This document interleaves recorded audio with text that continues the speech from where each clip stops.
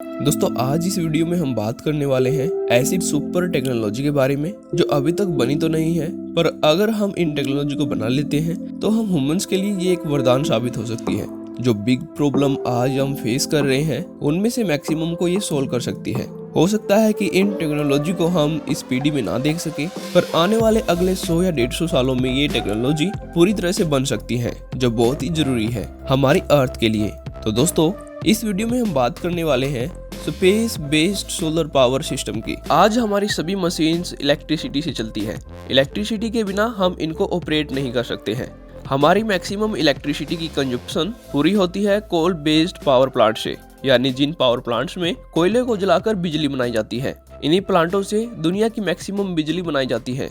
और यहाँ पर बिग प्रॉब्लम आती है पोल्यूशन की। कोल पावर्ड प्लांट बहुत बड़ी मात्रा में जहरीली गैसें छोड़ते हैं, जैसे nitrogen oxides, sulphur dioxide, PM2.5 particulate pollution and heavy metals, जो बहुत ही ज्यादा खतरनाक है इस दुनिया में सांस लेने वाले हर एक जीव के लिए। यही चीजें बहुत बड़ा इफेक्ट डाल रही है क्लाइमेट चेंज पर। इन्हीं सब प्रॉब्लम्स को सोल्व करने के लिए साइंटिस्ट ने एक ऐसी टेक्नोलॉजी के बारे में सोचा जो स्पेस में रहकर हमारी अर्थ को इलेक्ट्रिसिटी प्रोवाइड करवा सके।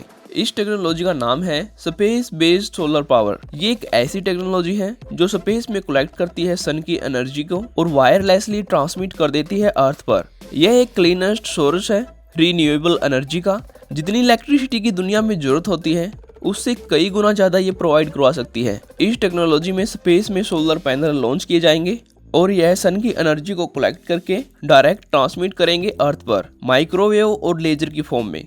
और अर्थ पे लगा एक माइक्रोवेव एंटीना इन वेव को रिसीव करके इलेक्ट्रिसिटी में बदल देगा और इससे हमारे इन्वायरमेंट पर कोई नेगेटिव इफेक्ट भी नहीं पड़ेगा। प्रेजेंट में जो हम टेक्नोलॉजी यूज कर रहे हैं इलेक्ट्रिसिटी बनाने के लिए, जैसे थर्मल पावर प्लांट और nuclear power plant, in plant से दुनिया की 60% इलेक्ट्रिसिटी बनाई जाती है। इनसे green house gas emission problem बढ़ती है, क्योंकि थर्मल पावर प्लांट काम करने के लिए यूज करता है कोयले का और न्यूक्लियर पावर प्लांट यूज करता है यूरेनियम का। ये दोनों टेक्नोलॉजी हम ह्यूमंस और हमारे इन्वायरमेंट के लिए बहुत ही ज्यादा खतरनाक है। अगर बात करें current global energy consumption and trend की, तो दुनिया में पर हावर 1,60,000 ट्रिलियन वाट इलेक्ट्रिसिटी यूज हो रही है। हमारी 60% इलेक्ट्रिसिटी बनाई जाती है फॉसिल फ्यूल से, यानी कोयला, नेचुरल गैस, पेट्रोलियम, इन सब से। इस पुराने तरीके से बिजली बनाना लंबे टाइम तक नहीं चल सकता है। पहली बात तो अर्थ पर फॉसिल फ्यूल लिमिटेड है और दूसरी बात प्रदूषण यानी CO2 एंड क्लाइमेट चेंज। आज हम ये लाइव देख सकते हैं कि क्लाइमेट चेंज के कारण अंटार्कटिका में तेजी से बर्फ पिघल रही है।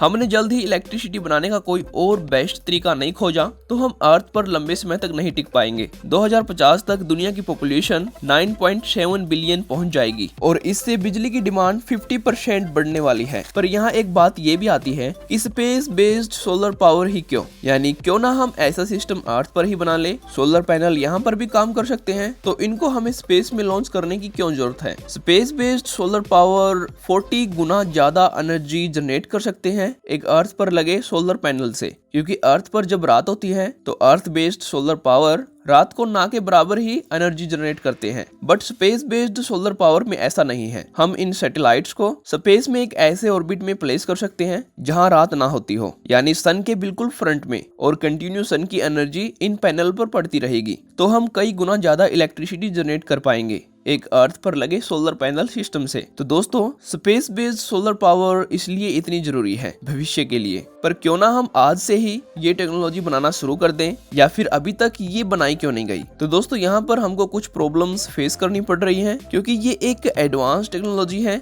इसको बनाने के लिए हाई इन्वेस्टमेंट एंड रिसर्च की जरूरत है। इन सोलर सैटेलाइट को स्पेस में लॉन्च करने के लिए ट्रांसपोर्ट कॉस्ट बहुत ही ज्यादा है। तो यहाँ पर ऐसी बहुत सी प्रॉब्लम आती है जो हमें फेस करनी पड़ रही है। पर फ्यूचर में हम इन सभी कॉस्ट को बहुत ही कम कर सकते हैं, यानी जैसे जैसे स्पेस टेक्नोलॉजी आगे बढ़ेगी वैसे वैसे ये चीजें और सस्ती होती चली जाएगी और हम इनको कम लागत पर भी बना पाएंगे। पर इस प्रोजेक्ट को फ्यूचर में पूरा करने के लिए 3 देश आगे आए हैं। चाइना 2021 में इसी प्रोजेक्ट पर अपनी पहली सैटेलाइट लॉन्च करने जा रहा है। 2030 तक चाइना ने प्लान किया है कि वह इस टेक्नोलॉजी से तब तक 1 मेगावाट एनर्जी जनरेट करेगा और 2050 तक चाइना ने प्लान किया है कि वह स्पेस में इसी प्रोजेक्ट पर सोलर पावर प्लांट लगाएगा। जापान और यूएसए भी इस प्रोजेक्ट को जल्द से जल्द पूरा करने की होड़ में लगे हैं। तो दोस्तों यहाँ पर आप देख सकते हैं कि हमारे फ्यूचर की इलेक्ट्रिसिटी किस बेस पर होगी। स्पेस से ही इलेक्ट्रिसिटी ट्रांसफर कर दी जाएगी अर्थ पर, जिससे हम पोल्यूशन जैसी बिग प्रॉब्लम से निकलकर आगे आएंगे। अगर आपको ये वीडियो अच्छी लगी